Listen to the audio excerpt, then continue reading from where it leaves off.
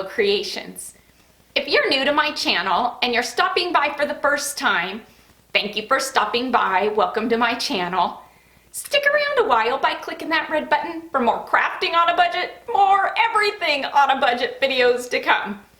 And if you click it again when the bell appears, YouTube should notify you every time I upload a new video, depending on the option that you choose in the drop-down menu of the bell. If you're interested in following me on social media, you can find those links in the description box below. So what do I have going on for you for today? Today I thought I'd bring you along with me while I decorate and paint these adorable gingerbread plaques that the Dollar Tree carries by Crafter's Square around this time every year.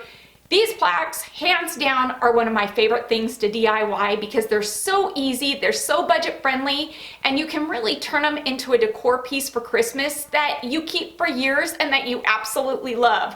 They're a versatile piece that can really be done to suit any decor style. You just gotta get creative, make it your own, and DIY these. They're so easy. I did a couple of these last year, and since I had a couple left in my stash from last year, I decided this year I'd go ahead and do a couple more, making a gingerbread boy and a gingerbread girl, really incorporating some of that black and white buffalo check that I love into these. So I can't wait to show you what I do with these gingerbread plaques this year. What can I say? I just love these plaques. They are my favorite things to DIY. So let me quit my gabbing, let's jump into it, and let me show you what I have in mind for them this year. Alrighty, so getting started, I will be doing 2 of these gingerbread plaques. You can see that I've taken all of the embellishments off of one and I've just left the bow tie on this one. To remove the embellishments, I'm not gonna say it's easy. The buttons were easy to do, but the bow tie and the pieces on the arms and the legs were a bit hard to get off because they're really adhered on. So I suggest just flipping it over and using the back side of this so you don't have to remove them for the girl. But because I wanted to paint both sides, I went ahead and I removed as much as I could. And once I removed as much as I could, I took a sandpaper and just lightly sanded it just to smooth it and even it out. Now for the boy, you could say, why not just flip it over again and remove the bow tie? I tried to remove the bow tie in one whole piece, but it was nearly impossible.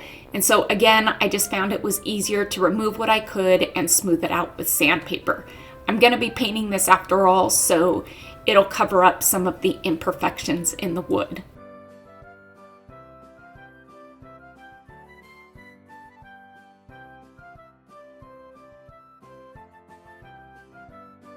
Because I'm not going to fully be covering these with fabric, I am going to take some of Dollar Tree spackling and just fill in these holes just to give it a more finished look.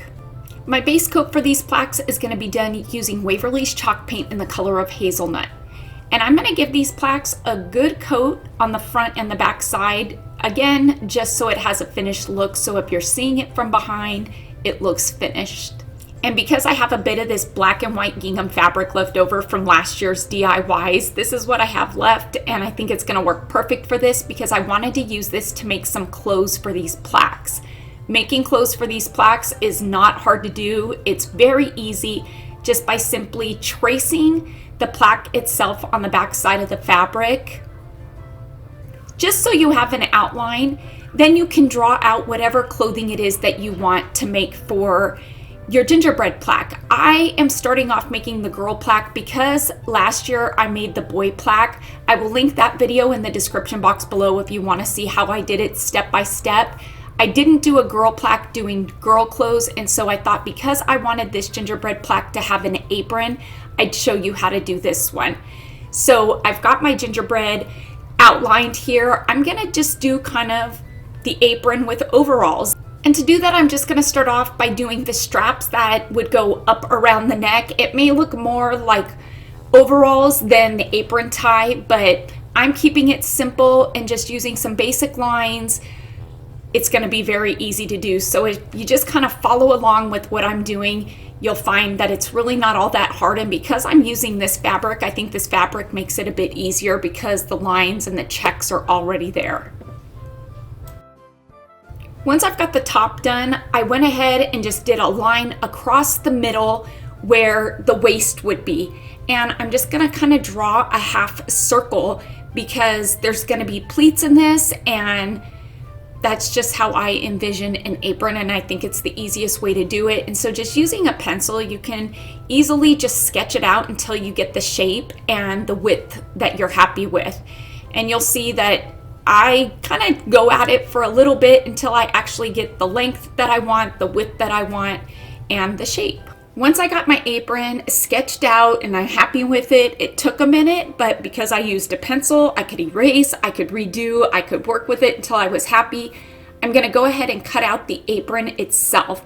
Now, I'm not gonna cut out around the gingerbread plaque that we traced because that, again, was just for reference purposes. And would you look there? Easy peasy, we have got a dress apron for our gingerbread plaque.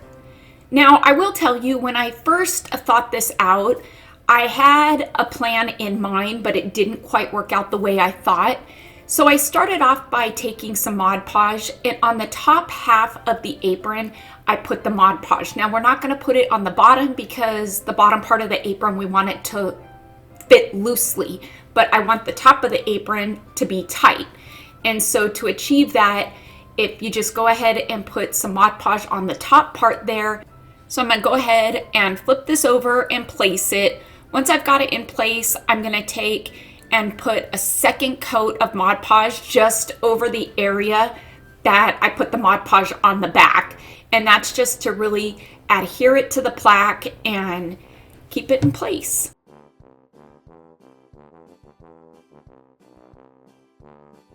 Now, when I first was figuring out how to do this dress, I thought that if I just glued the top there and kept it attached, I would be able to pleat it while it was on. It didn't work out. There was no way to actually pleat it and get it to look good. So I decided just to go ahead and cut the bottom part of the apron / dress off at the waist. Okay, so that is gonna be much easier with it detached. Now that it's detached, I'm gonna go ahead and add 3 pleats just by kind of pinching and folding the fabric and hot gluing it down to each side. So there should be a total of 6 pleats, and this is really just to take the width of the bottom of the apron and make it smaller to fit the gingerbread plaque. Once I flipped the apron over to the right side, I realized that I also needed to glue down the pleats in the front as well.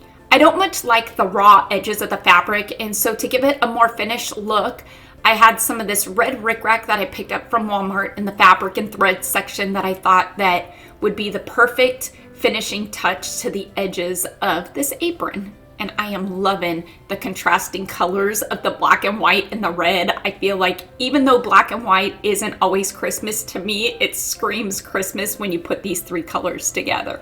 Before I added the rickrack to the top of the apron, I wanted to attach it to the plaque so that way I could disguise the seam between the top part of the apron and the bottom part of the apron with the rickrack.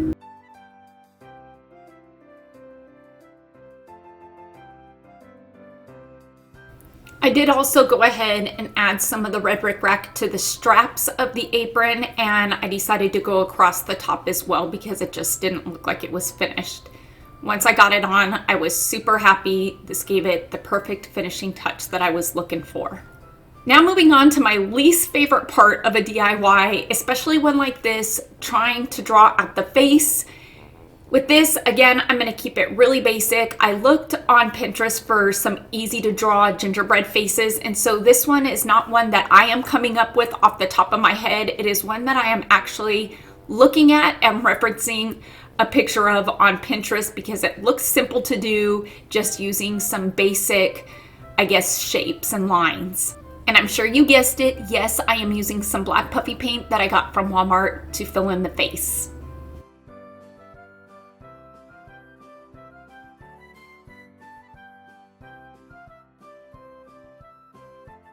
I felt like her face didn't quite look like a girl, and so I figured I could make it look a bit sweeter by adding just a couple lines to eyes for eyelashes, and that'll sweeten her up. Every gingerbread cookie needs some icing, and so to do the icing, again, I'm just going to be using my white puffy paint because if you haven't been following me and this is your first time here, I feel like puffy paint just adds texture. When you add different textures to a DIY, it gives it more character, and I think it just adds an element of detail that kind of sweetens up the project, I guess, if you will. And so I'm gonna add some icing to both arms, the feet, and the head.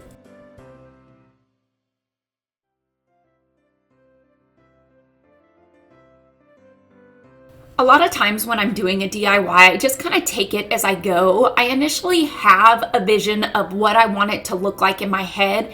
And as I'm doing it, sometimes that vision doesn't always come out the way I thought it would. And so when doing this, I really felt like there was something missing with her. And so I wanted to kind of add a ruffle collar to her, just again, to differentiate between her and the boy. And I feel like gingerbread girls, don't they have a ruffle around their neck? Well, if they don't, this one does, and I think it looks a lot cuter with it.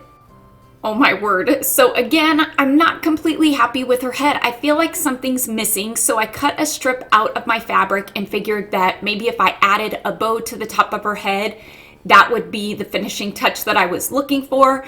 I will tell you, in the end, off camera, I did end up coloring in the icing because I figured out that it was the icing that just was outlined and not filled in with her and the gingerbread man that I made that was bothering me. And so I don't show it, but in the pictures at the end, you will see that I filled in that area.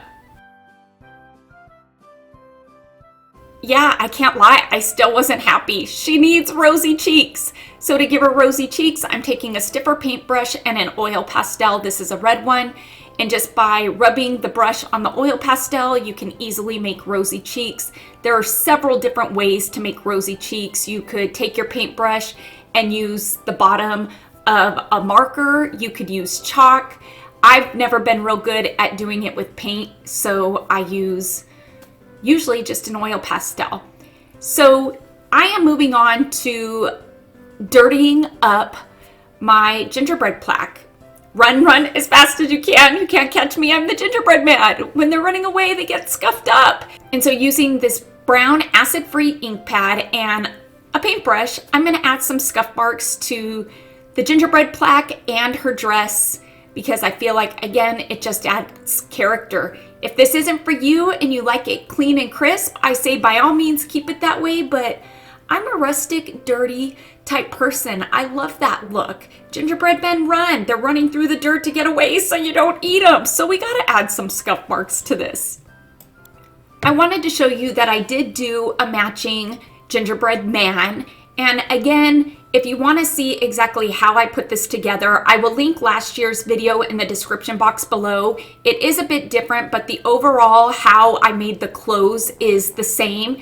It really is very simple. Just by tracing your gingerbread plaque on the back of your fabric, you can make overalls the size that you want them, meaning the length. And I kept the wood buttons that I had taken off and I painted them black.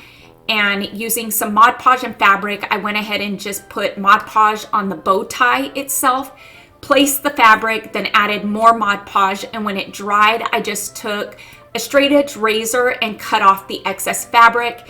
And to finish it off and give it a cleaner look, I added some of the black puffy paint to the outside of the bow tie and added some of the white rickrack to the top of his overalls. For his face, I'm basically doing it the same as the other plaque, only I won't be adding eyebrows and I will be using the black puffy paint to fill in his features as well.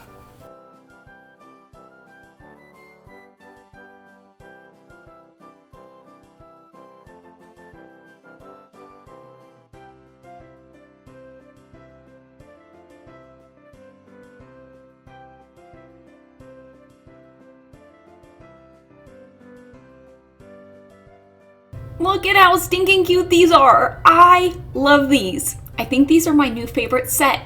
But I want these to stand up. So to make them stand up, just by taking some of Dollar Tree's Jenga blocks and hot gluing 2 blocks onto them, one on the front, one on the back. For each foot, you can easily make your gingerbread men stand up. And to disguise the blocks just a bit, I went ahead and painted them with the hazelnut paint that I used for the base of these plaques. Okay, seriously, how fun and easy was that? It really didn't take much. You could do the clothes of these gingerbread plaques using scraps from your stash. I say get creative, make these your own, make them to suit your decor, take what you like from my DIY and leave what you don't. How stinking cute are these? I love these gingerbread plaques. They are so stinking cute. I could DIY them for days, and I am all about gingerbread this year. I've got my house over here. I did a couple of these last year. I'll link them in a playlist in the description box below if you want to see those DIYs. Since I had a couple of them on hand, I thought I'd make 2 more and just make them a set and really incorporate them into my Christmas decor using that black and white buffalo check that I absolutely love. I hope you all enjoyed me DIYing these plaques today. Please make sure to give this video a big thumbs up and let's get it to 5,000 likes, because like I always say, each and every one of your thumbs up and those comments that you do leave down below, they really do help my channel to grow, and it helps YouTube to notice me just a bit more. Until next time, everybody, I hope you have a fantastic day. Happy crafting on a budget. Stay happy, stay safe, stay healthy, but most of all, stay positive, and bye for now.